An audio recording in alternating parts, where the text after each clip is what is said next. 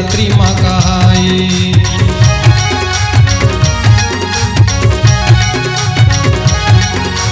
बूढ़ती मुँह के मंदिर बने तोर सिद्धि दात्री माँ कहाई। बूढ़ती मुँह के मंदिर बने तोर सिद्धि दात्री माँ कहाई। सामने तोर बजरंग बली है चरण में माथ नवाए। ओ मोरे गाँव के ले मतरी माँ महामाया विराजना। नारायणपुर के ले मतरी माँ महामाया विराजना।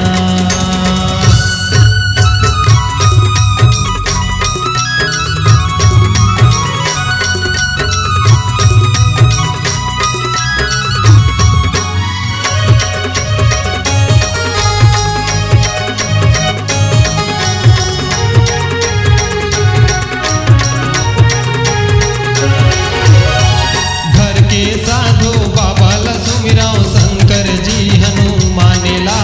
घर के साधु बाबा लसुमिराव शंकर जी हनुमानेला।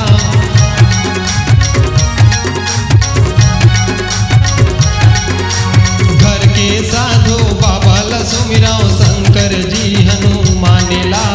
घर के साधु बाबा लसुमिराव शंकर जी हनुमानेला। अत का कृपा करबे प्रभु जी रखिया मोरे मानेला। मोर गाँव के ले मतरे माँ महामाया विराजना। नारायणपुर के ले मतरे माँ महामाया विराजना।